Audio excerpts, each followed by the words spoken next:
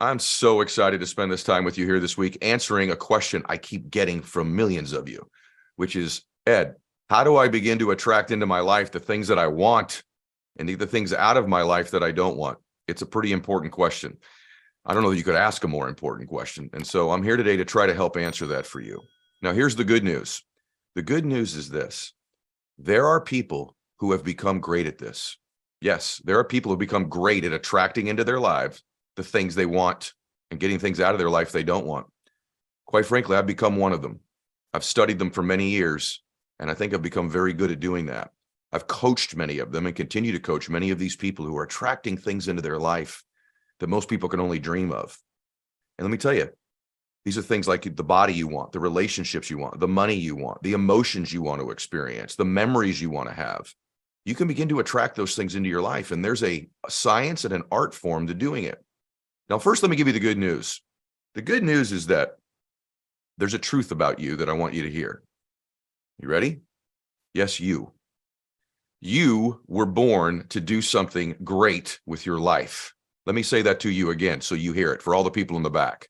You were born to do something great with your life.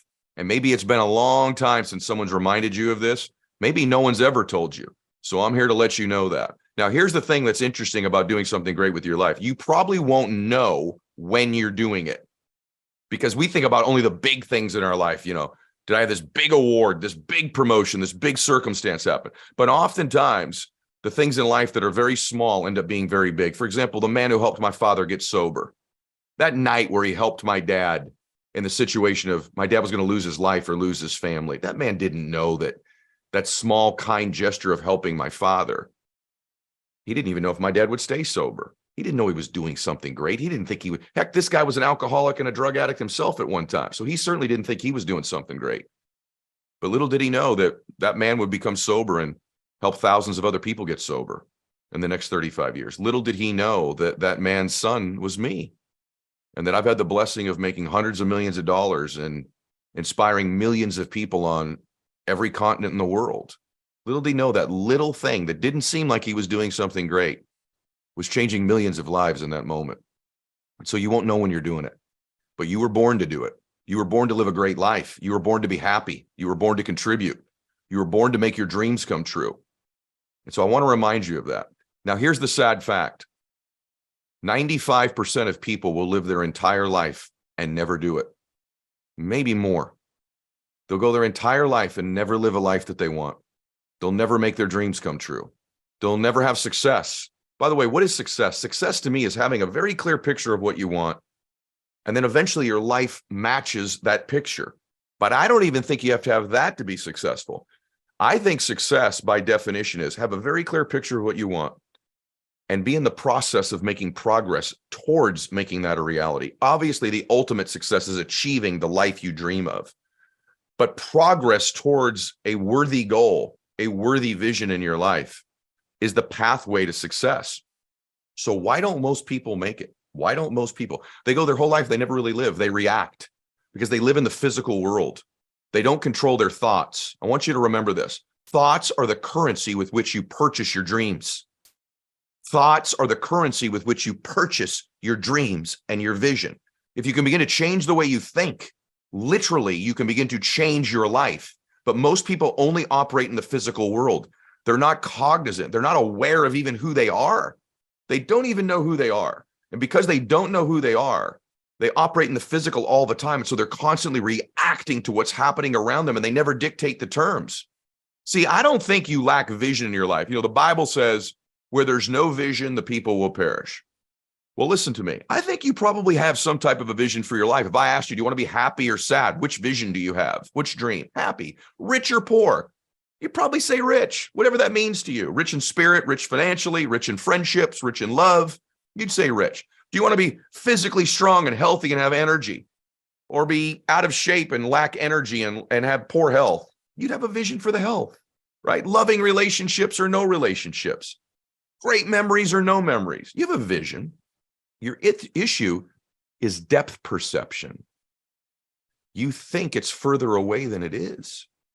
And because you think it's there, you've created patterns and beliefs and behaviors in your life that perpetually keep it that far away. And then eventually you just kind of forget you belong there anyway. But remember this, your dreams, the visions of your life is God's way of giving you a preview as to what's possible. He doesn't play jokes on you. It's not some joke or some hallucination. It's what's possible. And it may not showing up the way you like it. It may not end up being what you like. Heck, you could be married to somebody right now that you love very much, but they weren't the picture you had when you envisioned your dream man or woman, right? But they make you feel the way you dreamed. So oftentimes our dreams will show up in different packages than we imagine, but they'll give us what we really want, which is the emotion we want to experience. And so how do we begin to change our lives? What are the keys to doing it? So I'm going to give you a few of them today. One is believing that. Why? Because you will never rise above what you believe you deserve in your life. You may do it temporarily, but that's why you'll see certain people get in really good shape and then they get out of shape. They make a bunch of money and then they lose it. They get in a loving relationship and then it ends. You will never long-term in your life exceed what you believe you deserve to have, what you believe you're worth. And so these thoughts matter. Most people go through their whole life never really knowing who they are. And because they don't know who they are, they can't change their world. Internal change is the key to changing the external things in your life. So, who are you really? Let's think about this for a minute. I say to you, I don't think you know who you are. And you go, no, I'm Joe Jones. No, you're not. That's two names your parents gave you, but that's not who you are. Are you your body? When you don't show up to work on a given day, do you say, body won't be there? No, you say, I won't be there. You know, my dad, when he passed away, I had the honor of spending the next hour in the room with his body. My sisters weren't real comfortable doing it. My mom was still very, very sad. And so I was left with my dad's body in the room waiting for the hearse to arrive to take my father. And you would think that that was one of the saddest moments of my life. But the truth is, it was one of the most beautiful moments of my life, because it was the greatest confirmation of my entire life that we're spiritual beings. Because something dawned on me immediately when I was there with my dad's body. And let me tell you what it was. Dad's gone. Dad's no longer here. His body was, but it was very clear to me, very apparent. My father was gone. So my dad wasn't his body. My dad was a spirit. And so when you begin to understand that you live in a spiritual existence and that thoughts have energy, thoughts have a vibrational frequency, you have a vibrational frequency. And to the extent that you can vibrate at a higher and higher speed is to the extent that you begin to draw into your life the things that you want. The law of attraction means two things. We will eventually draw into our lives what we believe we're worthy of and we deserve and that we most passionately want. We also draw into our lives who we are.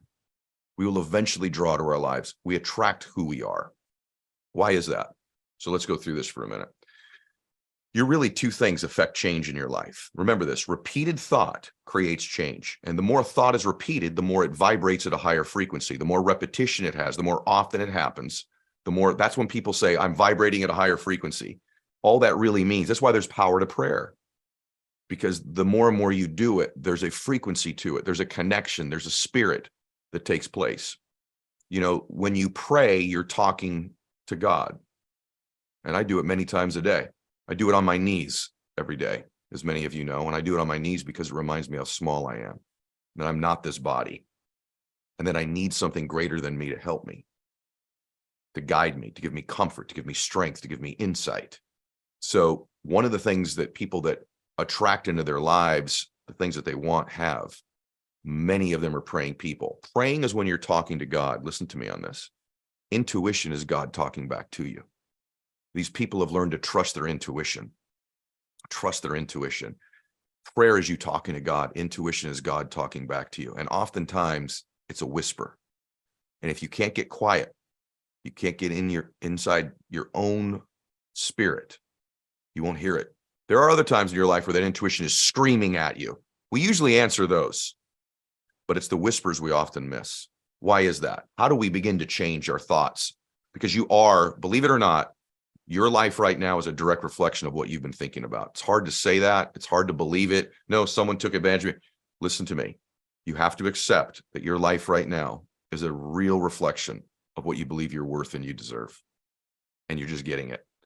It's hard to accept because there's been people hurt you or take from you. But believe me when I tell you, these same people will keep showing up in different bodies in your life. You ever have that friend, she keeps dating that same guy, or he keeps dating that same girl? They look different. They're a different name, a different body, but it's the same damn person doing the same damn things. That's the rest of your life's that way as well. The kinds of people that come around, the money that comes around, the emotions that come around, they may show up in different packages, but it's the same thing until you change the thoughts. Why is that? Two things make our lives what they are. Number one is conditioning. You've been being conditioned since the minute you were born. You've been conditioned since you were an infant. You've literally learned to think. And by the way, some of that conditioning, if you come from a good family, is really wonderful, but not all of it is. And some of it will serve you in some areas and others, but you've been conditioned by the people that raised you since you were an infant to actually think like they think, to have the emotions that they have oftentimes, to the languages and the words they use. You literally speak a language right now that you learned from your parents or whoever raised you. If you speak English, you learned that language. Infants are that easy to imprint. You learn that language. You have a friend who might be bilingual. They speak, let's say, Spanish and English. Is it not amazing to you that their children can learn both languages simultaneously? That's how much conditioning impacts a child. By the way, if a family speaks 5 or 6 languages in a home, the children will very easily learn all 5 of 6 of those languages when they live with them. That's how much conditioning is imprinted in a child and how easy it is. The complexity of thoughts and words and the actual language someone uses is conditioned by their parents. That's why you speak the language you speak right now. You didn't study it in a book. You literally had it imprinted and conditioned into you as a child. That's the power of conditioning. Now, the good news is, if you begin to take control of your thoughts, you can reverse and re-engineer and recondition yourself to begin to think differently. The reason you have the language you have or the thoughts you have is they were repeated over and over and over and over and over again. And they begin to vibrate at a very high frequency. And when they do that, they're imprinted inside of who you are. And then your external life reflects this. But what most people try to do in their life is they operate in the physical world rather in the 3 planes I'm going to discuss in a minute. So number 1 is conditioning. Number 2 is environment. It reinforces what's around you. You know this. You are your environment. What's ever around you, whoever you hang around, whoever the people are that are around you, you begin to behave, think, and act like them. So imagine the compounding of conditioning of these things that happen, and then your environment. So the environment enforces the conditioning, and the conditioning reinforces the environment. And so to change our lives, we change 2 things. We change our conditioning and we change our environment. You can change one or you can change both. There's a magnified power to changing your conditioning, your thinking over and over again, and your environment. And the good news is you can absolutely do this because we attract into our life what we believe we're most worthy of and what we think about. Our mind moves towards what we're most familiar with. So if you can begin, this may sound simple, to simply begin to force and place your thoughts on the things you want, the people you want, the life you want, the emotions you want, you will become familiar with them and you will begin to recondition yourself. And if you then wrap that around an environment of people who will support it, you become pretty damn powerful. And that's how you begin to change your life. That's why listening to my podcast matters. See, there's the 2 best books I've ever read are The Power of One More by this guy, Ed Mylett, other than my scriptures, by the way, and Think and Grow Rich by Napoleon Hill. And Napoleon Hill in his book says so many brilliant things. I've read it maybe 30 times. But one thing he talks about is education, learning things. You listen to my podcast to be educated. You go to seminars to be educated, right? We went to college if we did to be educated. But what he says a real educated man has, and by the way, in these days, they called it an educated man. Now it's an educated person. So I'll read it correctly. An educated person is not necessarily one who has an abundance of general or specialized knowledge. An educated person is one who has so developed the faculties of their mind that they may acquire anything they want or its equivalent without violating the rights of others. One more time, okay? Because this is how you change your life. An educated person is not necessarily one who has an abundance of generalized or specialized knowledge. An educated person is one who has so developed the faculties of their mind that they can acquire anything they want or its equivalent without violating the rights of others. So it's our minds. Trust me, I'm one of these people. I've been blessed to come from an average, ordinary background. Some might even say dysfunctional. and produce an abundance of wealth, an abundance of great relationships, an abundance of beautiful emotions and memories, an abundance of contribution in changing the world. And I'm not special. I'm not a particularly educated person. I've got a communications degree and I was an average student, but I have the type of education he's describing. I understand me. And when we begin to understand ourselves, then we can change. And that starts with an evaluation of your thinking. I know this is good, isn't it? So, who are you? We have already established you're not your body. You're not your name. You're not those things. So who are you? I believe you're a spiritual creature. So I think there's three elements to you. Three that comprise the physical and spiritual you. So you have three things. You have your physical body. It's attached to you right now. It won't be forever, but it's attached to you for right now. You have your intellect and your ability to think. And then you're a spiritual creature. Those are the three elements. So although my name is Ed Mylett, that's not who I am. Although I might have a certain size bicep or waist, that's not who I am. Who I am is all three of those things. And who I am permanently is I'm a spiritual creature. So having said all of that, how do we begin to change it? We have to begin to change it by repeatedly thinking about the things that we want in our life, repeatedly thinking about our dreams, beginning to believe that we were born to do something great, and living life, listen to me, with the expectation that great things are going to come. You have to begin to live your life with the expectation that great things are coming your way, that you look for that as opposed to the problem. You look for the blessing as opposed to the curse. You assume great things are going to come into your life. And when you begin to do that, you properly begin to move towards the things that you want.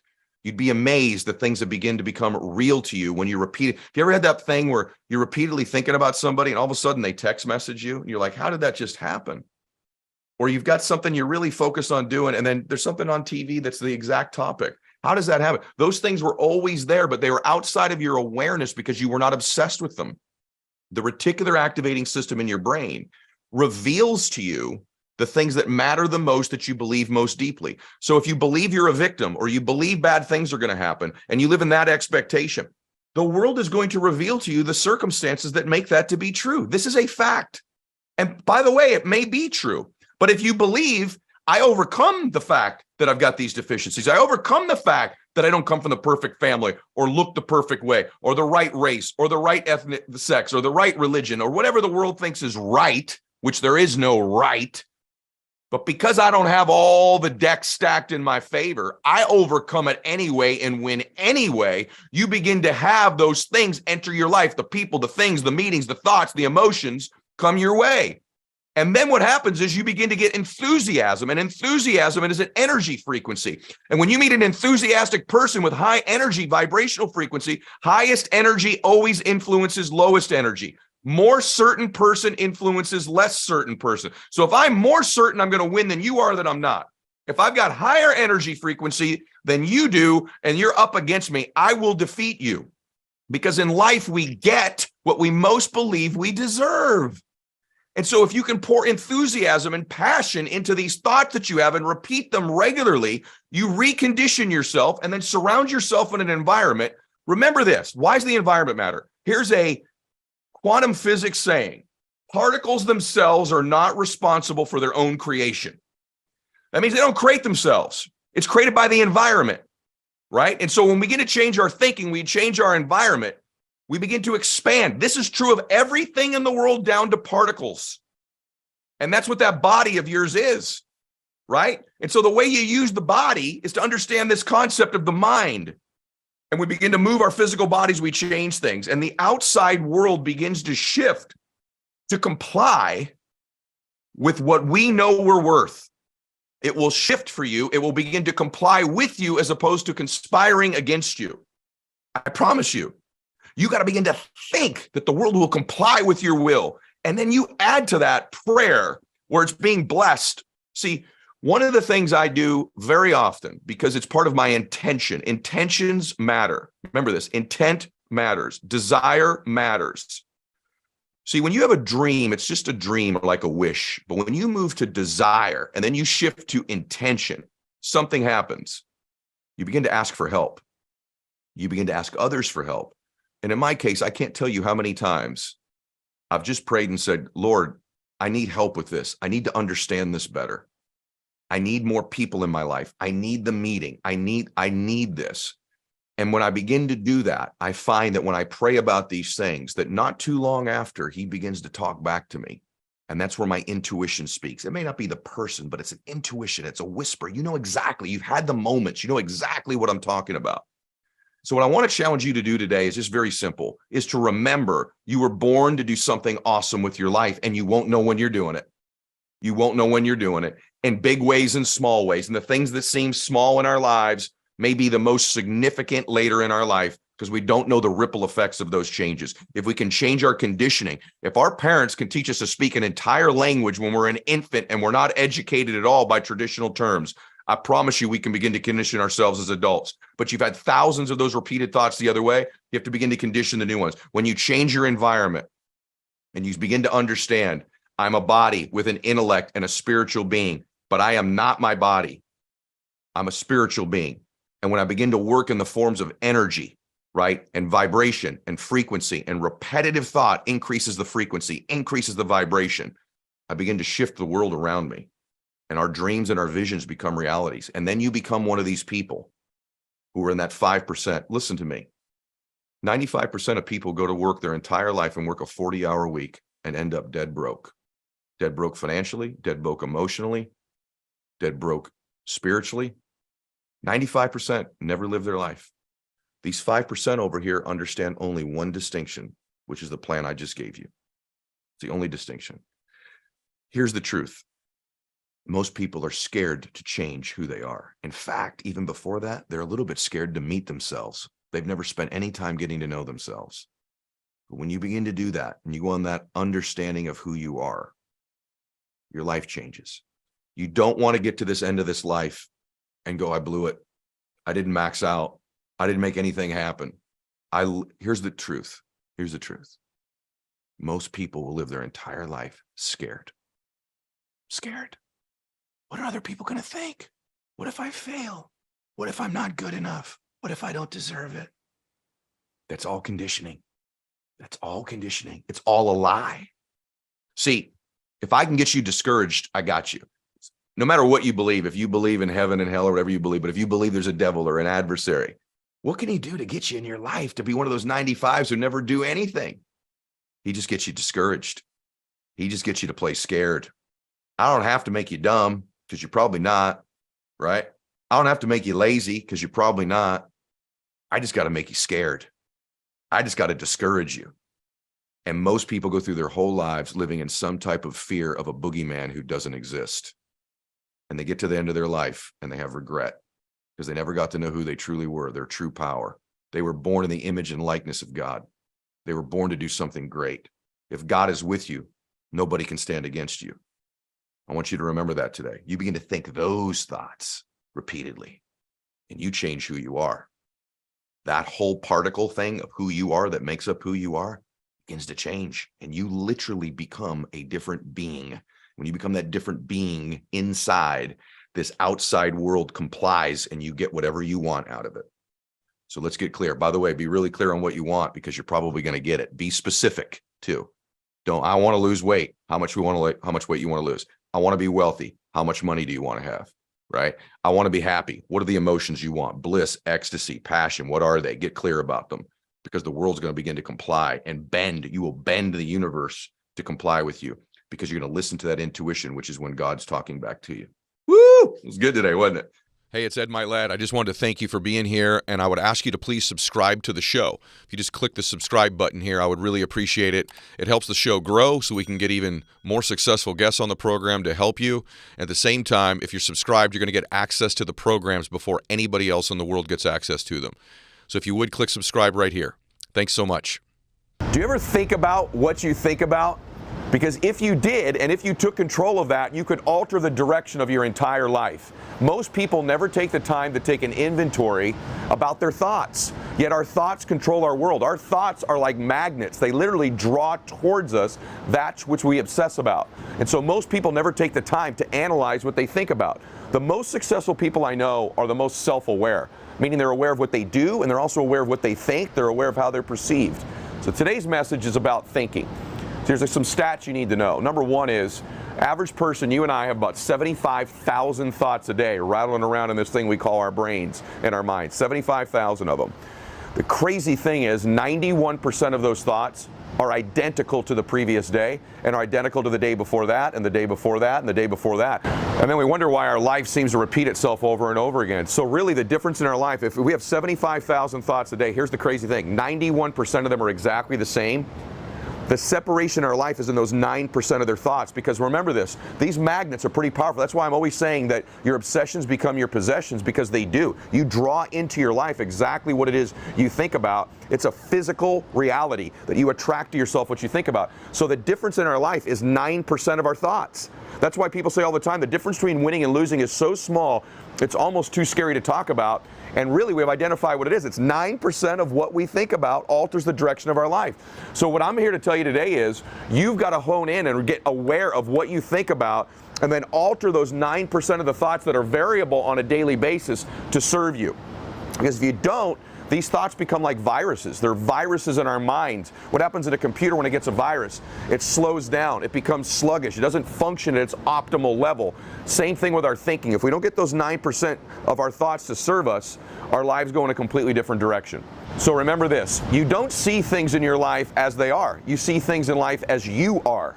And so the more you alter you, the more you begin to see things differently. What's is amazing about this is we control who we are by what we think about.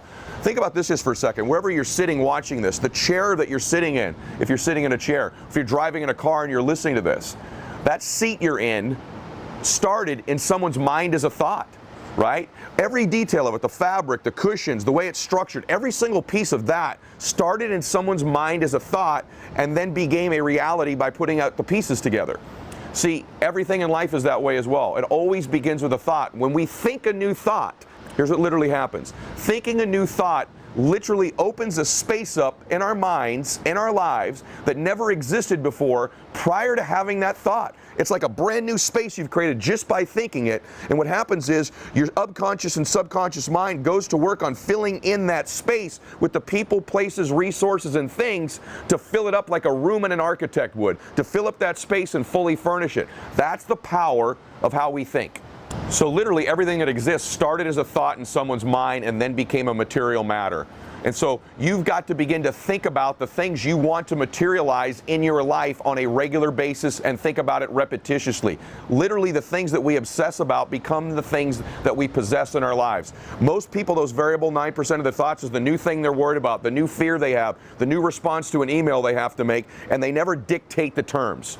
Remember this, your mind is a weapon. And you got to begin to use it and pick that weapon up and control it. Most people are out of control with their mind. They don't point it at something. They let the world point it and they misfire all the time. So today, I want you to pick up that weapon that is your mind and begin to point it at the things you want, knowing that it's a magnet that draws to you the things in your life that you would most like to have or that you would most not like to have. And that's where most people make the mistakes in their life. So today I want you to begin with first taking an inventory of the thoughts you have that don't serve you. And I want you to write them down. And I want you to eliminate them. Step one, write down the thoughts that don't serve you and eliminate them. How do I eliminate them? By replacement.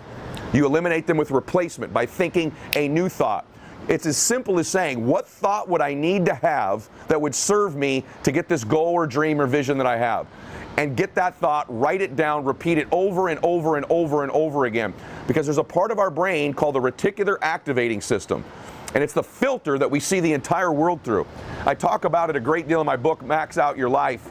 You can click the link here. There's a little bit of the description in the bio as well, or go to maxoutbook.com. You can get the book or go to Amazon. But I talk about this in the book. The reticular activating system is the filter through which you see the entire world. It's powerful. And so that's why it filters out all the things in your life that aren't important to you, so that you can be sane. You don't feel the blood rushing through your left ear. You don't you're not conscious of your breathing. A million stimulus would hit you. If you couldn't filter things out, you'd go crazy. This allows you to only filter into your consciousness what is most important to you. And what's most important to you is what you think about all the time. And it creates a filter. For example, that's why if something's important to you, the reticular activator reveals it to you through vision, sound, touch, you name it. And so, for example, you ever buy a new car, you got a new, blue Honda car. All of a sudden, don't you see that car everywhere? It's on the third, it could be 3 lanes over, other side of the freeway. You see blue Hondas all of a sudden everywhere. They were already all over the road. Why do you see them all of a sudden? You ever notice that before? Because that's become important to you because it's part of your reticular activating system now. So what if you could program your mind that the blue Hondas of your life are your goals, your dreams, and your visions? And the way we do that is repeated thinking, looking at our goals, visualizing them, seeing them over and over again. So let me give you a couple tips to do that. Number one, your smartphone you check about 400 times a day. 400.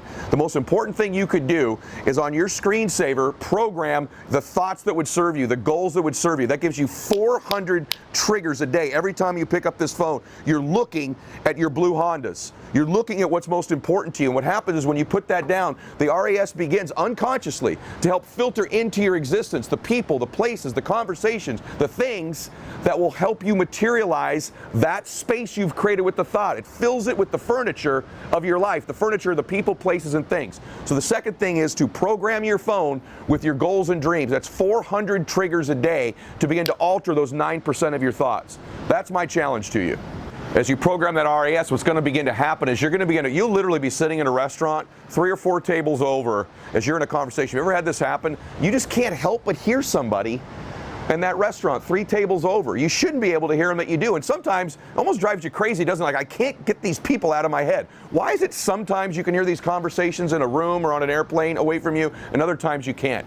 Because somehow that conversation became important to you, and the RAS filters it into you auditory through your hearing, and you begin to hear it. When you're obsessed with what you want, you begin to hear those conversations. When you're not obsessed, you miss them. Or you'll see something that you wouldn't see. You'll see the prospect. You'll see the situation. You'll see the opportunity. It's literally reveals you. It's almost like the Matrix. It changes our world. This is the power of what we think about. It's the most misunderstood thing in the world. It's literally taking control of your thoughts and pointing it at your life and your goals and your dreams as a weapon to magnetize towards you what you want. So my challenge to you is, number one, get control and be aware of the thoughts that don't serve you and eliminate them by replacement with the thoughts that do serve you. These thoughts are the things that you want in your life. We do that by repetitious thinking, and we do that by programming them in our phone, having some sort of vision board up in our lives. You can put your goals on your mirror in your bathroom, but you've always heard these things before, but you've never understood why they work, so most people don't do it. It works because it reprograms that filter in your mind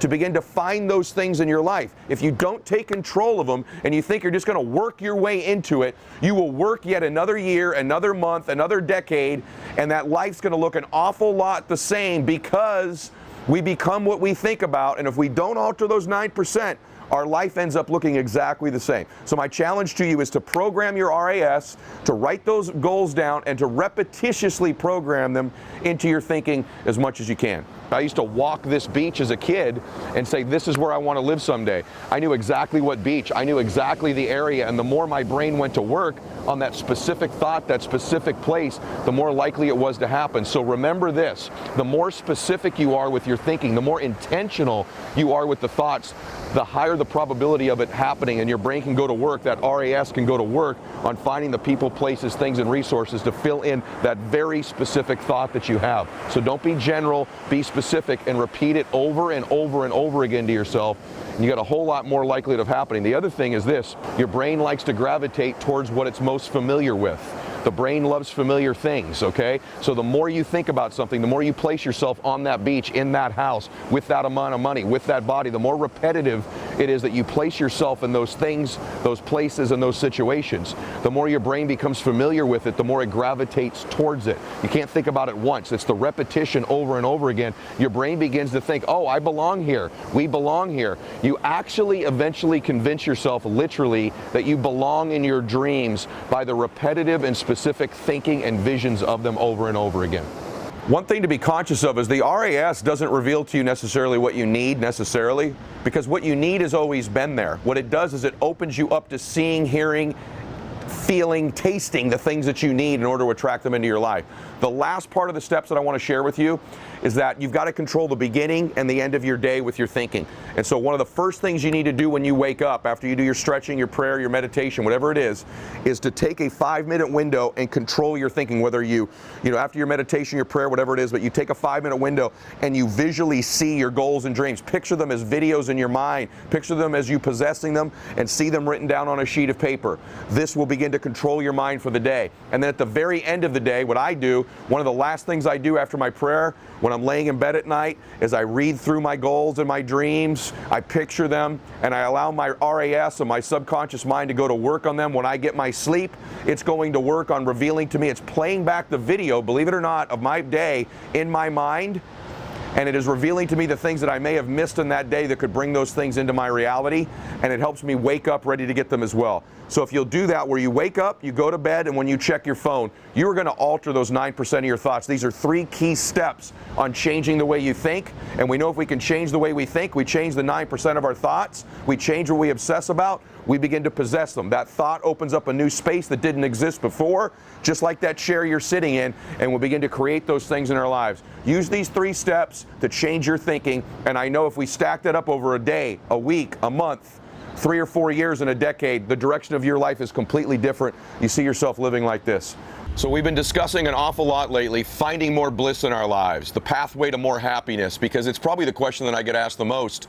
In our last program, I was discussing the prevailing thought in the world today, which is that lots of money will lead you to happiness and fulfillment.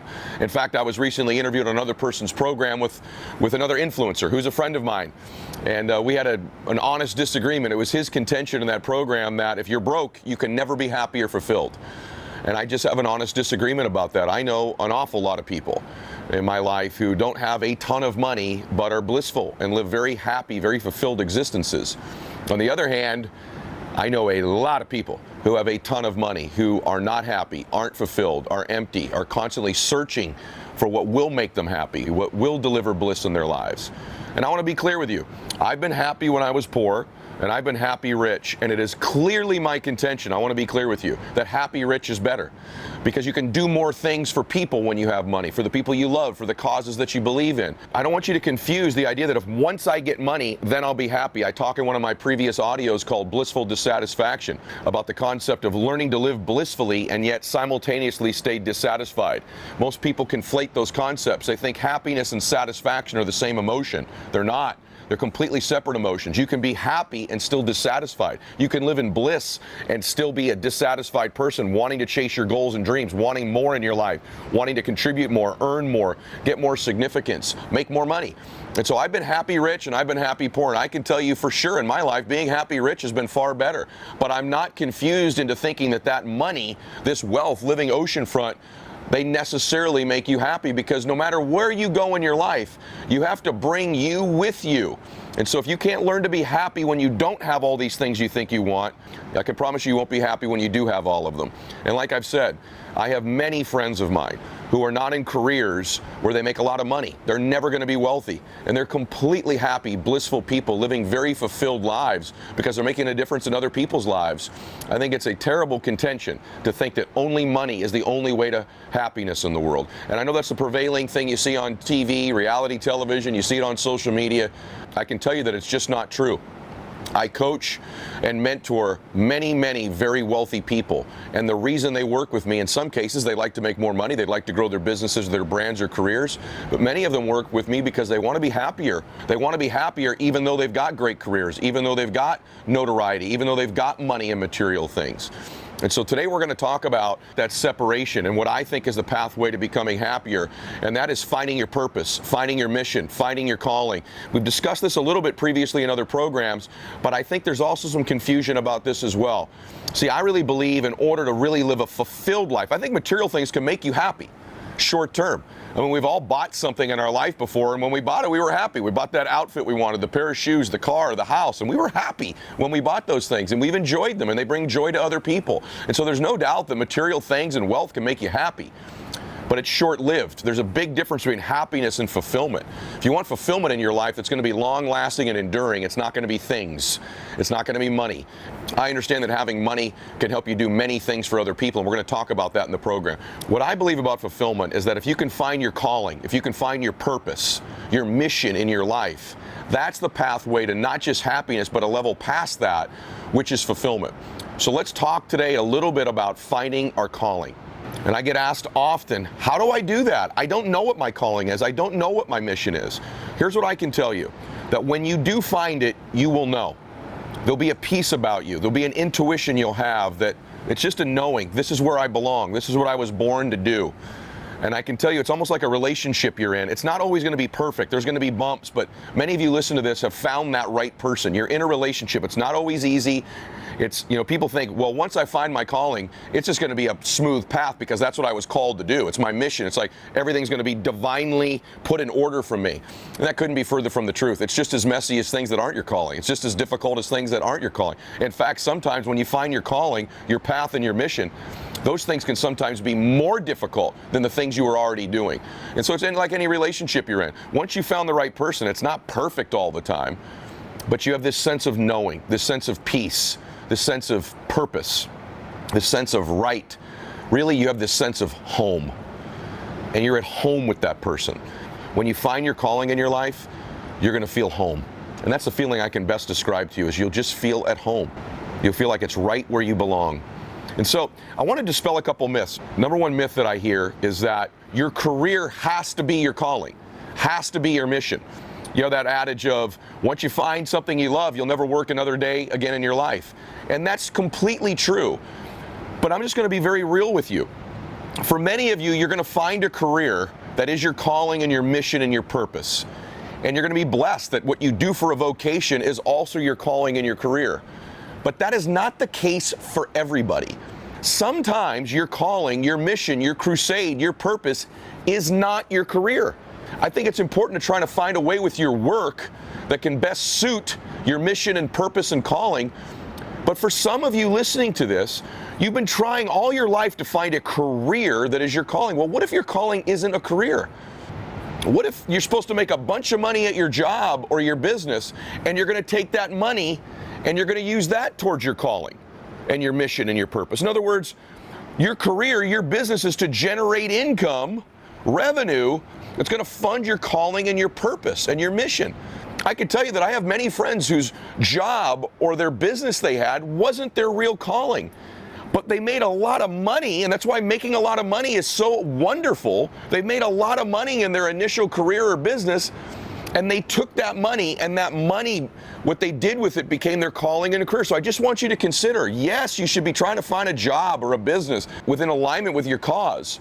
But perhaps that's not the case. What if your cause, for example, is to help cure cancer, but you're a school teacher, or you own a financial services company, or you own a chain of dry cleaners? Are you telling me that you have to find a career in medicine in order to fulfill that calling? It's ridiculous. And so one of the reasons so many people are lost is they're only trying to find their calling and their mission and their purpose in a job, in a career. And that may not be the case. That job and that career may be where you're going to fund your calling and your career on the side. And that leads me to point number two. I hear all the time about side hustles. Well, what about a side mission? What about a side cause, a side crusade? See, maybe you're going to have a job, and in that job where you're planted right now, it's not what you were called to do as your ultimate contribution to the world, but it's where you're planted, so you should win there now. You should give it all you've got and start a side cause, start a side mission, a side crusade, a side calling. In other words, don't always connect your career to your cause. Maybe you're going to work from 9 to 5 every day somewhere, and when you leave there on the side, you're going to do something that's your calling. And maybe that calling doesn't even require capital. Maybe it's something you're going to do in your side hours. So I don't want you to confuse, number one, always that your calling has to be your career. It would be great if it was. If that aligns with your skills, terrific. But that's not going to happen for everybody. So number two, maybe you've got to make a lot of money in your business so that you can take that money and help fund and create that cause, crusade, or mission you have. Maybe number three, that job you have is never going to fund you a ton of money, But you're going to create a side cause, a side crusade, a side mission, a side calling. And so be thinking about this. These are the pathways to fulfillment.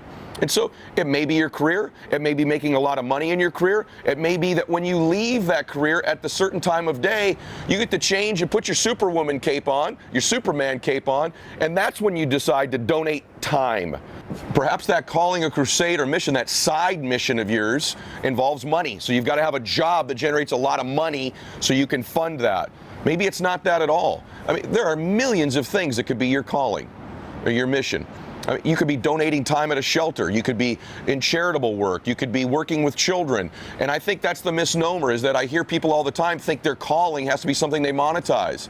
You know that I know so many people whose calling is to work with children. And so they've got a job full time, but they coach Little League. They're involved in different young women's groups, the Girl Scouts, you name it. And so that's their calling, is to work with children. I know other people where it's to work with the homeless. They've got a job, but they found fulfillment towards working with the homeless. There are any number of callings or causes or missions or crusades that will fill your heart. Maybe it's helping inspire people with your faith. Maybe it's helping people with their schoolwork. Maybe it's writing a book, right? Maybe it's learning an instrument and entertaining people with the music that you create. It could be any number of things, could be your calling and your crusade and your side mission, not necessarily your job. That's why this notion that you can't be fulfilled if you're not making money is ridiculous. What if your calling is to be a mother and to raise your children? You're not going to make a lot of money doing that, but for you, it would fulfill you beyond any other thing you'd ever choose to do in your life. What if your calling was to work in a charity and donate your time? You're not going to get wealthy doing that. Are you telling me you can't be fulfilled? What if your calling is to be a pastor or a coach?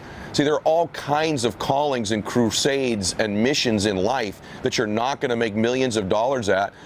And you know what? For someone like you, that would have never fulfilled you anyway. And so all of us are wired differently. In my case, most of the things that are my calling are involved serving other people. I happen to be blessed that the initial business I've had and that I still run to this day serves people and contributes to people.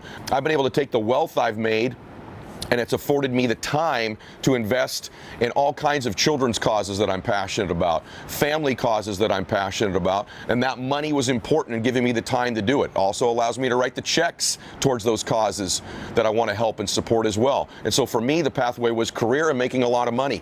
It's what I'm doing with you right now. I make no money doing this. My content is completely free to you. My books are free. My audios and videos are free. So are you telling me I can't become fulfilled because I'm not making money helping you right now? That's ridiculous.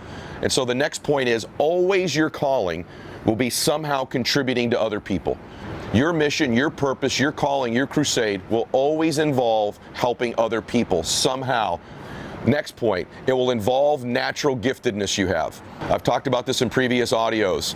You were wired when you were born with natural giftedness and some talents that you've developed over time as well. Most people don't give themselves credit, but every single human being, no human is more special than another one. I'm not better than you, and you're not better than me. I'm not more special than you, you're not more special than me.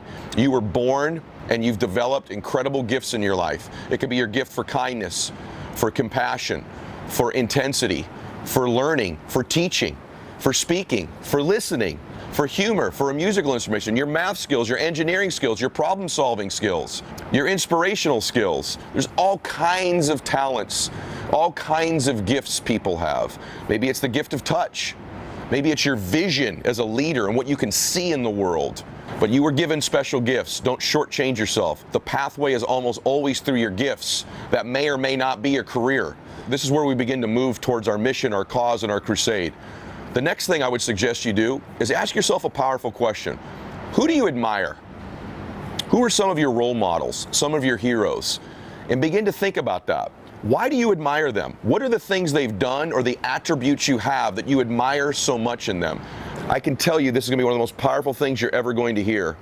The things you admire and see in them, you have a sense, a deep sense, an intuition that some of those same qualities exist in you. And that's why you're drawn to them. That's why you admire them. So ask yourself, who are some of my heroes? Who are some of the people I admire? And what were the traits in them that I admire so deeply? Maybe it's their passion, their loyalty, their vision, their speaking skills, their physical beauty, their entertainment ability, their kindness, their generosity. But I can tell you right now that the things that you admire in them, that hero of yours, the seeds of those same gifts lie within you. Now you have to ask yourself, this is my giftedness, I admire this. How could I use those same attributes towards contributing to other people? It may be a completely different track, a completely different path, but it'll be utilizing some of the same gifts in your way. You may not have the exact same abilities they've had. I know you hold them up in high regard, but remember, those are all children of God too. Those are all just people as well. And all they did was magnify the 3 or 4 magical gifts that you just listed in them towards the benefit of other people. You're going to take those same gifts you have and you're going to contribute towards other people and magnify them in your way. But the pathway to that passion is often through our role models and our heroes. Ask yourself who those people are and what those attributes and gifts are. The next key is try some things. Try a side hustle, try a side business, try a side crusade, try a side mission. I'd encourage you to try to find a business that can deliver on your cause and mission, because it would be great that you could monetize it, because that monetization, right, is a magnifier of the contribution you could make, because that monetization will give you more money towards those causes in different ways. But in my case, for example, I just knew I wanted to serve people, and I knew that I wanted to make a difference in the world. And once I started chasing that path, and I thought, you know, some of my gifts are, I love people, I'm a good listener, I'm pretty compassionate, I'm a pretty good communicator, I'm really intense, I'm a hardworking person. I don't have a ton of gifts, but those are some of mine. And once I started to point that towards my business life, it magnified outside of my business into different charities I was involved in, and different business ventures I was involved with, different social settings, and all of those things started to be part of my cause, mission, and crusade that's led to me and you here today. If you'd have told me 20 years ago that I'd be one of the top peak performance, life strategists, personal development people in the world, I'd have thought you were crazy. So this road has led somewhere I never envisioned, but it started by me starting to think about the things I admired in my role models. I noticed some of those same attributes I had, and I just started trying different things through business, through social, through philanthropic deeds. And so I would challenge you this, you gotta try, start to get moving, take action. Try one thing, it may not be for you, try another, but eventually you're gonna try one and you go, this is home. This is where I belong. I've got this sense. It's almost like dating. It's not usually the first person, right? You've got to try different dates, different people, and then eventually, there's just some failures. Eventually, you find the one, and you're home. And so eventually, when you try different businesses, different side hustles, different side missions, side crusades, it could end up being that, I mean, it could be anything. It could be that you start making coats for the homeless part-time. You start feeding people at Thanksgiving. It could be anything, but once you start trying, what are my gifts? Who do I admire? How could I start to take this to other people and start trying different things? Start to live your life. You got to stop thinking and start acting, right? Start taking action. This is the key. And eventually, like dating, you're going to find the one eventually that's home for you. And then for some of you mega achievers like me that I know follow me because you want to be wealthy, you want to be successful financially, let me say one thing on that topic. You should try to go get stone-ass wealthy. For those of you that have that desire in your heart, you know you want to win. You know you want to get wealthy. Everything I've said prior, you needed to hear first. I will never lead with money. I will never lead with material things when I coach and mentor you. So I've tried to lay this foundation of all the contributions you could make. I'm not delusional enough not to know that many of you who follow me, you want to be wealthy. You want to be a multimillionaire. You want to be able to travel and do the things you want to do in your life, and the material things, and getting wealthy is important to you. I want to challenge you to go get stone-ass wealthy, because let me say something to you about that. I know what it's like to do it. And if you have first laid the foundation that you know that's not going to make you happy. You've laid a foundation, which is why I've taken the entire beginning of the video and middle about the foundation. Once you've laid a foundation that my bliss, my fulfillment is going to come through my crusade, my mission, my calling, the difference I want to make in other people's lives, the contribution I want to make. Once that's the foundation and you understand this first, for those of you in your heart, you got a burning desire to go get wealthy. Once you've laid that foundation, you need to go do it. Because those of us that have that foundation first, only through getting wealthy can you make that big difference. You want to know the greatest thing about being wealthy? About being, really wealthy? You know what it is? Living at the ocean's amazing. Having a private jet's incredible. Driving whatever car I want's wonderful. Being able to take care of my family's wonderful, right? Anything anybody ever needs, I can be there for them. Having multiple homes. All of this it's awesome. And I want you to have it, especially after you've laid the foundation of knowing that'll only make you happy. But what you're chasing is fulfillment. The best part is, I don't ever have to be anywhere I don't want to be. Think about that for a second. What if you could live a life where you don't ever have to go anywhere you don't want to go? You don't have to be around people you don't want to be around. You have to go to places you don't want to be. And neither does anybody that you love and care about. That type of total freedom of time is why I'm so excited about being wealthy above everything else. Because now I'm totally free to choose what I do with my life. I decided once I got wealthy because I had laid this foundation. And that happened because my original career, many of you know, my original job, it wasn't a career, is I worked at a group home with orphan boys, wards of the court my boys were. And I made $6 an hour working with young children, 8 and 10-year-old boys. And that laid the foundation. I fell in love with serving other people. I found in love with making a difference for these young men. They just wanted somebody to love them and believe in them. And my gosh, all of a sudden when my athletic career ended, I found this place was home for me. Home for me was actually called McKinley Home for Boys. And that's where I found my life home. My life home I found out there at a young man. I never knew it before. I'd never found that this was what I wanted. I had no idea. I thought my calling was baseball, right? I thought my calling was to be a professional athlete. And then I found home. My home was making a difference in these precious little boys' lives. They needed someone to believe in them and love them and give them tools to live their lives better. And I found that there, and I invested my entire heart. Right there, I knew this is where I belong. And it was from that path. That was the first path. That's why I talk about chasing things. That was the first place I started serving people. And then it led to business. And then it led to other places. And once I got free of my time, I found fulfillment because what I'm doing with you right now is my home. It's my calling. See, you are just an extension of my first 8 boys at McKinley Home for Boys. I started with 8 to 10-year-old boys, 8 of them. And now I end up reaching millions of people multiple decades later. But it's the same path. My calling is to contribute. It's to use the life skills I've developed. It's to use the fact that I was an insecure and shy person and I needed to learn how to build self-confidence. I learned how to do the brain work, how to think better, how to perform at my peak. I needed to learn how to really, truly become happy. Because I wasn't. I needed to learn what's my pathway to fulfillment. I used some of the gifts I listed earlier with those boys, and I'm using them with you now. That's my home. And so, but the best part of being wealthy is my time is mine. I get to spend about every minute of most every single day doing my calling. It's no longer a side hustle. It's a full-time crusade. It's a full-time mission in my life. And I think that's why I feel so fulfilled most of the time in my life. Doesn't mean I don't have bad days. Doesn't mean I'm not down. But I'm most alive when I'm doing this with you right here. It's the greatest honor of my life is contributing to other people, starting with my own family. But for me, that pathway had to come through wealth to free up the time. I didn't want to spend an hour or 2 a day. I didn't want to reach just 8 or 10 or 20 people. I want to reach millions of people and eventually billions of people through my message, through my trainings, through the tactics and strategies I teach, through the way of thinking that I teach people. And so now the platforms have allowed me to do it as well. But it started out with finding my home. It started out with thinking about the people I admired and what were their gifts and traits. Why did I admire that in them? Because I had some of those same gifts in my own unique way. Now, Dr. Martin Luther King was one of my great heroes. He had this amazing ability to speak and to inspire, and he talked about dreams all the time. And I started to think, I'm a dreamer. I can speak. I can contribute. I can inspire. I love people. I believe in people. I'm non-judgmental of people. And I found my way of taking those gifts I saw in him. Mine weren't anywhere near on the scale his were, and neither do yours need to be about your heroes. I'm not deluded into thinking I'm as good a speaker or as good a man as he was, but I saw things in him. I knew his intentions were good. I knew mine were. And I started to do that same stuff with 8 and 10-year-old boys in the group home.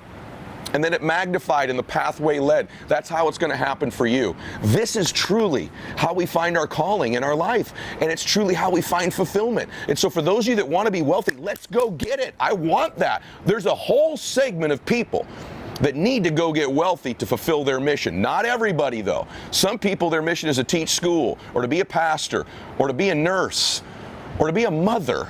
And that's what's going to fulfill them. And I'm not confused to think that the mothers listening to this that are making a difference in the precious children's lives they touch, or the school teachers that I know, or the people that work in special needs, or for the Special Olympics, or spend their time in charities. I'm not deluded to think I'm more fulfilled than them. That's not true at all. My fulfillment came through this path, their fulfillment came through that path. But what we all have in common is we're using our gifts that we were given towards the service and contribution of other people. That's the calling, and we've all found our version of home, and you can as well. So finally, ask yourself this question: what would you do if you had all the time in the world to do whatever you wanted to do?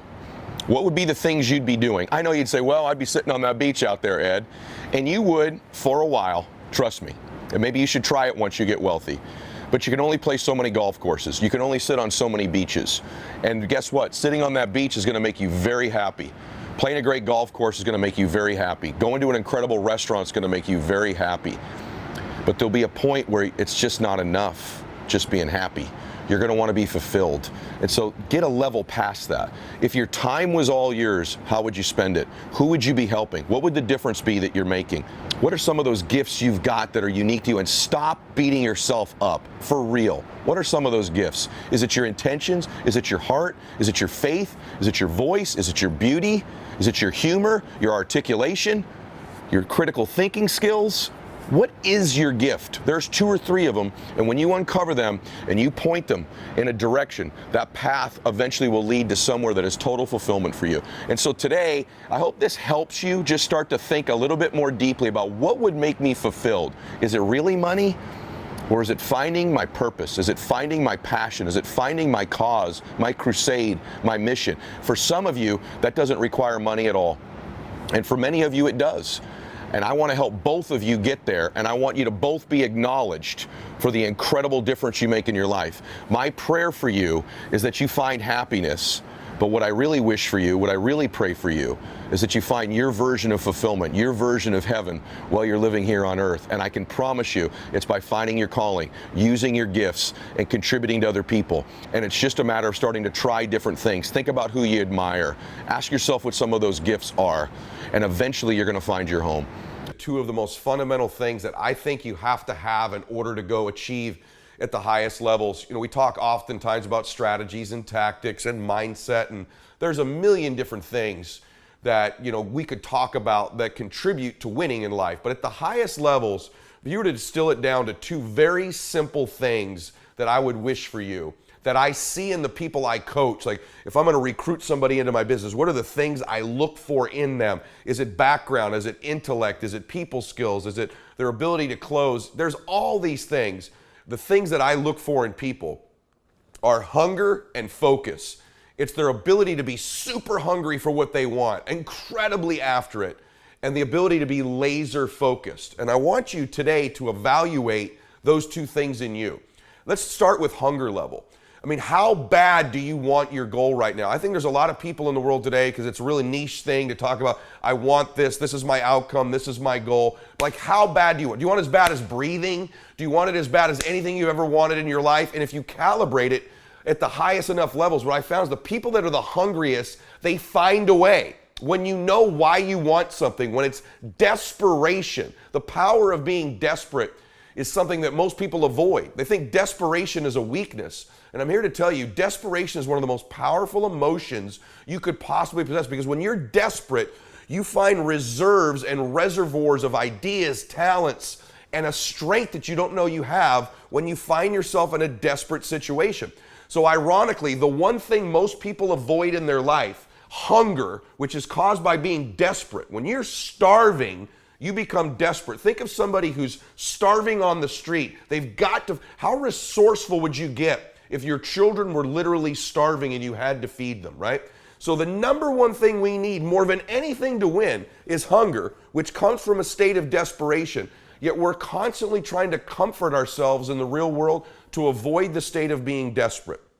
And I'm telling you that I think you need to embrace desperation again in your life. Like, do you want it so bad that you're desperate for it? Let me give you an example. I can tell you that I think the times that you've achieved at the highest levels in your life, you might have been the most desperate. Let me give you an example. If you were sitting here and you're in a meeting right now and someone tapped you on the shoulder, God forbid this ever happened, they said, your child's been in an accident and they've been rushed to the hospital and it's grave. Instantly, you'd be desperate to get to your child, wouldn't you? Those of you that don't have children, if it was your parents, you'd be instantly desperate to get to them. And think about what happens when that desperation kicks in. All of the things we worry about, all of our fears, all of our concerns, all of the lack of resources we have immediately fade away because we must get to this child of ours, this loved one of ours. And so if you were in the middle of a conference and they said, your child has been in a serious accident, it's grave, you need to get to them. Would you sit there and think for a minute, well, I don't want to get up right now in the middle of their speech because what will everybody think about me? I mean, I don't want to make waves here. That would go away, wouldn't you? You'd get right the hell up and run out of the room. If when you got to the back of the room, there was a security guard that said, hold on a minute, stop. Nobody leaves this room. A very important person's up there speaking right now. Would you go, you're right, sorry, I don't want to violate protocol. I don't want to color outside the lines here. You're right. I'll go back to my seat. Would you do that? Of course not, because you're desperate. Whatever is required of you to get to this child, this loved one of yours, you would do. And when you went out to the parking lot and you got into your car and you realized, my gosh, I forgot my keys. I left them in the room. Would you go, well, it's just a sign. I mean, maybe I just don't have what it takes to get to my child. That silly, stupid story. You wouldn't do that at all, would you? You'd immediately respond. You'd get back up. You'd run in the room. You'd knock the security guard down. You'd go back. You'd get your keys. You'd run back out. When you turn the car on, it didn't start. The battery was dead. Would you go, yeah, that's just another sign. You know, maybe I'm just not cut out to get to my destination, to get to my child, to get to this loved one of mine. No, because you're desperate to get there, aren't you? So you'd throw the keys away and you'd run. If you had to go to the next stoplight and carjack a car, you'd say, listen, drive me to the hospital. I have to get to my child. And the person said no. Would you stop at the first objection? Would you say, well, yeah, I don't know exactly what word you say. No, you don't understand. You're taking me there. And if they hesitate, if you had to carjack the dadgum car, you'd carjack it, wouldn't you, when you got there? And when you got to the hospital, if they tried to stop you again and said, no, you got to sign in and fill out all this paperwork. You got to do it perfect. You say, no, that's my child. I've got to get to them. Wouldn't you? Whatever it took, you'd get to that loved one of yours. Nothing would stop you. All of the silly things that happen that we let slow us down is related to our lack of hunger and desperation. And so I'm here to ask you, how desperate are you for what you want? Like, here's what I think. I think most people would just like their goals. They'd like their outcome, but they're not hungry for them. They're not starving for it. They're not desperate for it. But when you start to feel that desperation, it's one of the most powerful emotions in the world because you become so resourceful, you become so determined, and all the noise goes away. See, all of these objections, all of these fears, all of these old stories you tell yourself, all the excuses that you're making, and I love you, so I'm saying this to you, are all going back to a lack of real hunger, real desire, real desperation, because real desperation is beautiful. The most alive you'll ever feel, ironically, is when you're the most desperate. You talk to people who are the closest to death in an accident, and they'll tell you, ironically, it was the most alive I've ever felt. Because you're so desperate to survive. You're so desperate to get through it. Yet in life, we try to avoid this all the time. And I'm here to tell you, embrace the desperation. Seek the desperation. So if you ask me, what do I look for in someone I'm coaching, in an athlete, in a business person? Show me somebody hungry. I'll take hunger and desire over IQ, over knowledge, over skills every day of the week, because I can teach you skills. I can teach you the lessons. I can teach you the words, but I can't give you heart. I can't give you hunger. I can't give you desire. I can't give you the courage to be desperate, because desperate people look a little funny. Desperate people don't fit in. Desperate people stand out. You see someone desperate, you're like, whoa, what's going on with them? Desperate people get criticism, and most people would rather not stand out. They'd rather not leave the crowd. They'd rather not take the criticism. They'd rather not take the heat. So most people say, I'd love to be a millionaire. I'd love to win. I'd love my dream relationship. I'd love the best body I could have. I'd love to be happier, but I don't want to look bad doing it. I don't want to seem desperate. I don't want to seem different. I don't want to step out of the crowd. And as long as you're one of those people who won't step out, who won't look a little bit funny, who worries more about what other people think about them than truly winning, you're always going to be held back. The number one thing I want is hunger and desperation, man, every single time. So evaluate that right now, listening to this audio or watching this video. What's your level of real hunger? What's your level of real desperation? How bad do you really want it? Or would you just like it? Do you need it like you need to breathe? Do you need it like you need to eat? Do you need it like you need to exist? Or do you just kind of want it? Because you show me two people. You show me one person who's desperate and hungry. You show me another one who'd like it or wants it. You show me one person who's willing to look bad and get uncomfortable and color outside the lines and do whatever they got to do to get to their destination, to get to their child, to get to their dream. And you show me another one who won't, I'll take this person every day of the week. Maybe they don't come from the perfect background. Maybe they don't have all the perfect words. Maybe they don't have all the right relationships, but they got the goodies, man. They got the one thing you got to have to win, which is hunger and desire and some heart. And I know you've heard these things before, but now I want you to be self-aware. Really, how hungry are you? What are you doing to feed your hunger? What are you doing to feed the fact that you feel like you're starving? Because the more you want something, the lack of it makes you more and more hungry. For example, if I were really hungry and I needed some food, it's one thing to want it. It's another thing, when that food's right in front of me and I'm not allowed to eat it, I become hungrier. So the closer you bring what you want to you increases its hunger level. The more repetitious it is, the more you think about it, the more you bring it into your thoughts over and over and over again, the hungrier you get. That's why repetitive thought about what you want is so critical. So evaluate that. Am I as hungry as I could be? Am I as starving as I could be? Do I want it so bad I'm desperate for it? Do I want it like that person who has to get to their child or their loved one? Or would I just like it? Would I hope for it? Because as long as you're one of those people, see, in a fight, you show me two people. This is why it's so hard to repeat as a champion in the fighting game. Because you show me someone who's up and coming, who's hungry for that title, who's never had it before, who can taste it, who knows if they win that belt, their whole life's going to change. They're going to be champion of the world, all the endorsements, all the money, all their family life, all their parents' lives are going to change. You show me somebody chasing that, hungry for it, against someone who's just trying to hold on to a title. And that's why most of the time the challenger beats the champ. It's hard to repeat as a champion because the hunger goes down just a little bit. The greatest athletes, the Kobes, the Bradys, the Jordans of sports, have a way of feeding their hunger all the time and increasing it. What separates them isn't just their work ethic, isn't just their talent, although those things matter, isn't just they practice more. What separates them is they're just hungrier. They somehow find a way as they climb up the ranks and win championships to get even hungrier for more, where 99% of the athletes lose just a little bit of their edge once they get that first championship, that first pro contract, that first big amount of money, that first world championship. They just lose their hunger a little bit. And then there's the elite. They get hungrier. It feeds the beast. For some of you, have you been hungrier in the past? Let's be honest.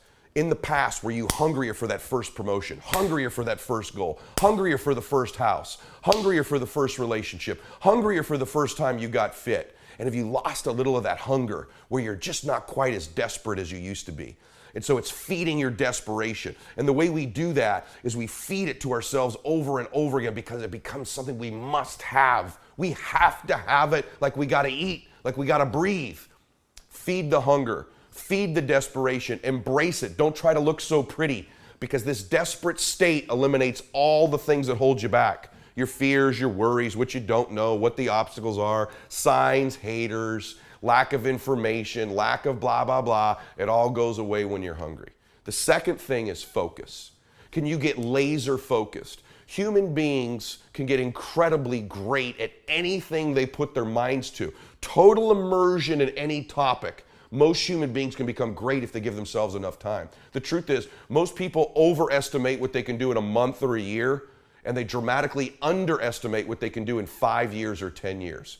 If you get total immersion in a business, total immersion in your body, total immersion in your faith, you totally get laser obsessed focused at something. It's incredible how great human beings are at adapting and becoming great at it. One example is cancer. My dad, as many of you know, is fighting a particular type of cancer called liposarcoma. I didn't know how to spell liposarcoma 3 or 4 years ago. I didn't know it existed. I didn't know what it was or how it functioned. I'm not an oncologist. I'm not a doctor. I'd never read anything about it. But all of a sudden, liposarcoma became pretty important to me. And I consider myself now, I've read hundreds of periodicals and articles, and I've asked questions and talked to other doctors. And you know what? I know an awful lot about something I knew nothing about many years ago. And I've become kind of an expert on it. I've had my own conditions with my heart. I know a lot about the heart. I know a lot about the medications. I understand inflammation in the body. I've become sort of a quasi-expert on two things I knew nothing about. Many, many years ago, I knew nothing about communicating on camera or starting a podcast. I'll tell you a funny story. When my podcast started, I was encouraged to do it by Tony Robbins, and when my podcast started, he said, hey, you got to order, people say, I now, you're listening to the #1 business podcast in the world that didn't even exist 2 years ago, okay? I knew nothing about podcasting, nothing about how this worked. I did not even know what a podcast was. I want you to understand something. When I was first told to have a podcast, I did not know what one was. And so he says, you got to have one of these. I said, what are they? You know, where do you get the microphones? Where do you get the stuff you talk to? Before I had this stuff on camera. This is a true story. He goes, I don't know, figure it out. My team did it all for me. I'm like, well, okay. So I Google how to start a podcast. This is how I began what you're listening to right now. #1 in the world right now. Fastest growing show on earth. I Google how to start a podcast. And Tim Ferriss, who had a successful podcast, had done a podcast on how to start a podcast. And so I listened to his podcast, and at the end of it, there was notes. And he said, if you click on this link, it takes you to Amazon. There's a kit there with the microphones and the recording device and all the stuff you do to start a podcast. I thought, okay. So this started by me Googling how to start a podcast. Tim Ferriss had a kit. I listened to the show. I bought the kit. I got back, and I said, Tony, I said, so now what do I do? He goes, I don't know. Set the mics up and just start talking about something. And I'm like, all right. So I do like a 30-minute audio. I set the mics up. I got all the equipment Tim Ferriss said you should have. And I'm done. And I call him back and I said, hey, brother, I did the podcast. How do I get what I said out of the machine? And he goes, I don't know. Well, it's on the chip. Take the chip. Now, here's how stupid I am. I'm like, chips? There's no chips. He goes, yeah, there's a chip you put in the machine. I go, no one said anything about chips, man. You know, are these, what do you eat these? Like, he goes, no, dummy, there's a chip, like a micro something or other. He didn't know either. You put it in the machine. And I go, shit, I don't think I have one of those. So I look and there's no chip. So I literally talked for 30 minutes into a microphone that never even recorded anything. So then I go get the chip, I put the chip in the machine, I do the 30 minutes again, and then I call him, I go, okay, it's on the chip. How do you get the chip into the universe where people hear what you're saying, right? Like, I didn't even know this big. He goes, I don't know, I think you stick it in your computer. So I'm on the phone, I stick the chip in my computer. This is the #1 show in the world now. I stick the chip in the computer, and I go, okay, it's in the computer. What button do I hit so people in the world can hear it out of my computer? I'm not kidding you. He goes, I have no idea, man. I don't know how this stuff works. So finally I figure out, you got to download the chip onto your computer, and then it goes to a thing called Libsyn. And I knew none of this stuff. The first podcast I did never got recorded. I Googled how to do it. The chip sat in my computer for 2 months because I couldn't figure out how to get it out of my computer into the internet. Okay? That's how my podcast started.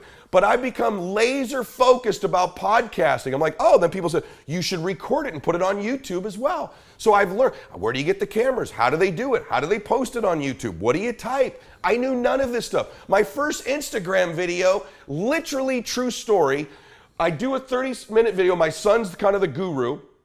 I do the 1-minute story rather. I post it. I got 3 views the next day and 1 like. And I call up.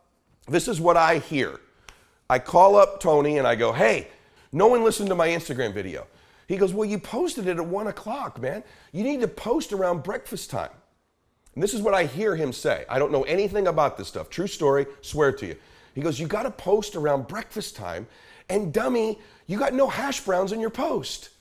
And I'm like, trying to not pretend I don't know anything. So I'm going, why do you, I got to post at breakfast time? And why does there need to be hash browns? This makes no sense to me. So now I'm mad, but I pretend to know what he's saying, and I call my son, I say, hey, you said you knew about this stuff. You're 15 years old, you're internet savvy.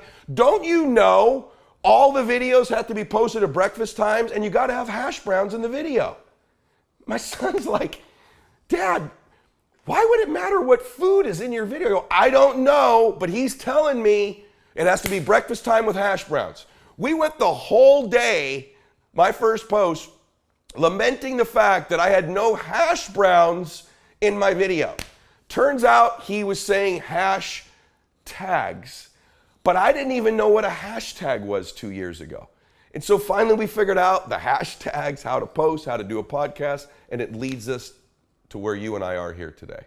That's because I've been focused and obsessed in this field now for the better part of 1.5 to 2 years. So not only did I figure out how to get it into the internet, not only did I figure out it doesn't matter what breakfast foods are in my posts, that it was hashtags, not only did I understand what chips were, you don't even know what kind of chips I think he was talking after the hash browns. You don't even want to know. But suffice it to say, I figured out what type of chips.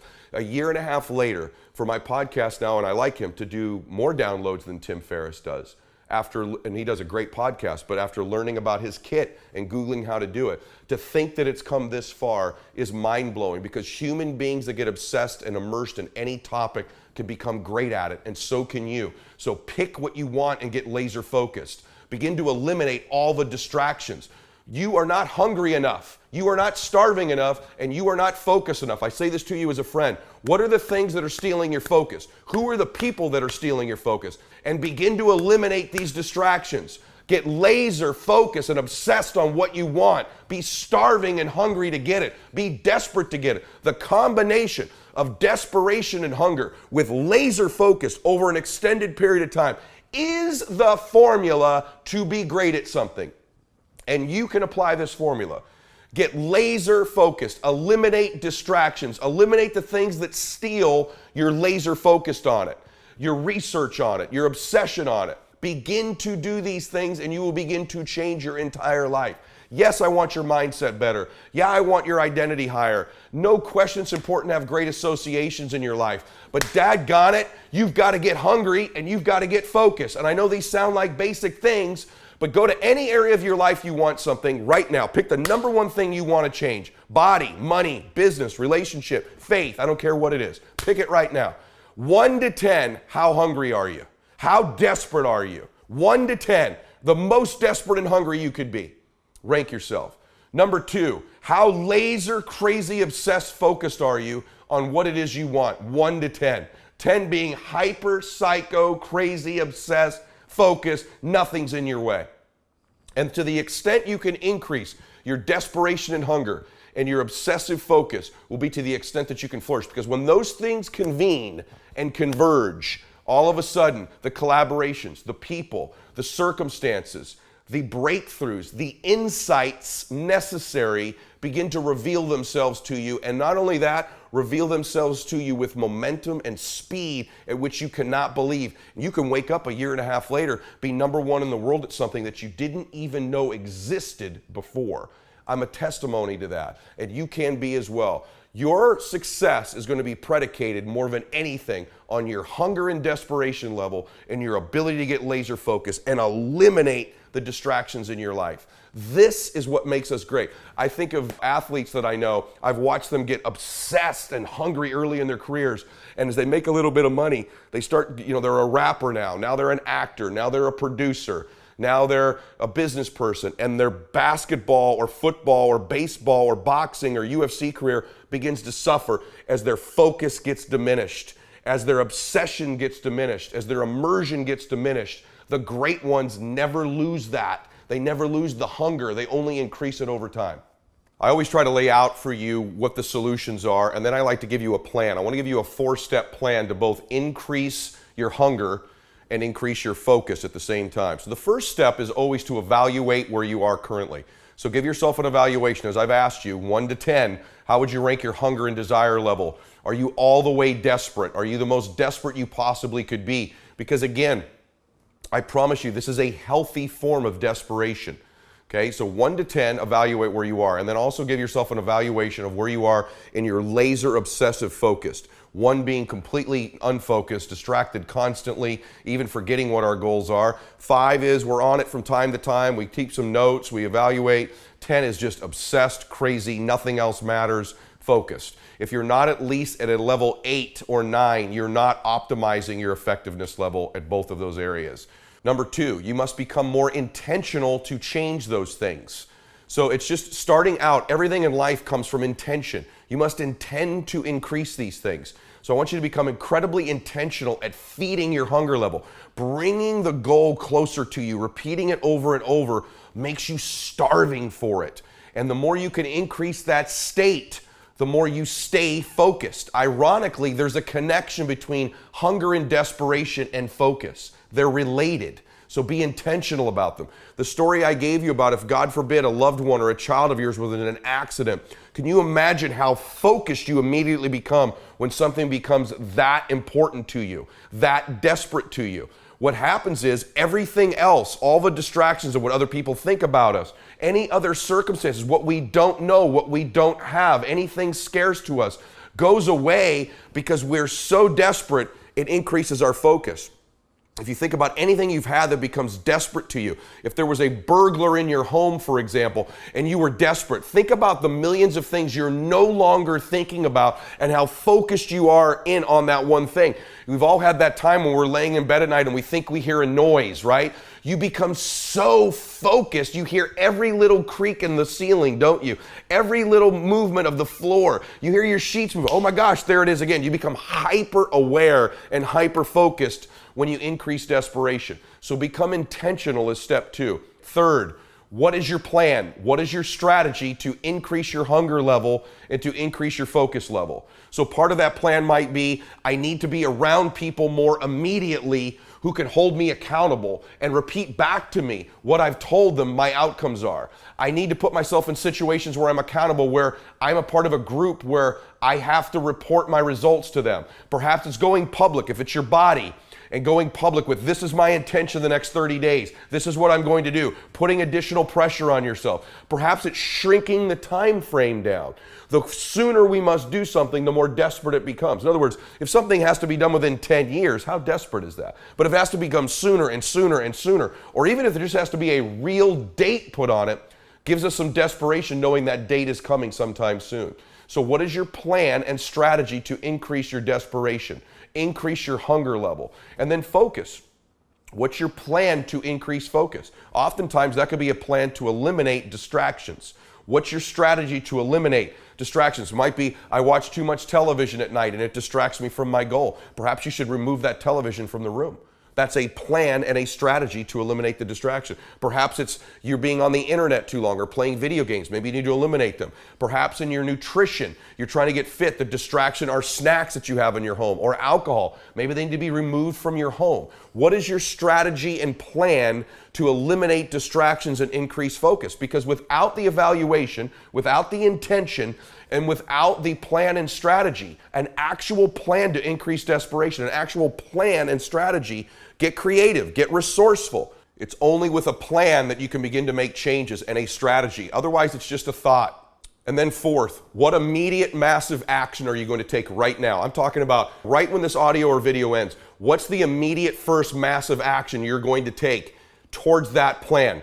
The first step. It's unplug the TV, it's remove the video game, it's throw out the junk food, it's remove a certain person from your life. I don't know what it is, but what is the immediate massive action? Because if we can evaluate where we are and get very clear, because we can't know where we're going if we're not very clear about where we are. In other words, if life is like a GPS and we want to get to a particular destination, the only way we can get clear on getting there is to understand and evaluate and be specific about where we currently are.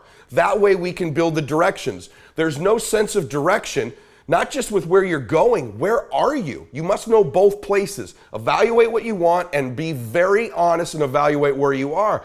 Now the directions can be drawn out.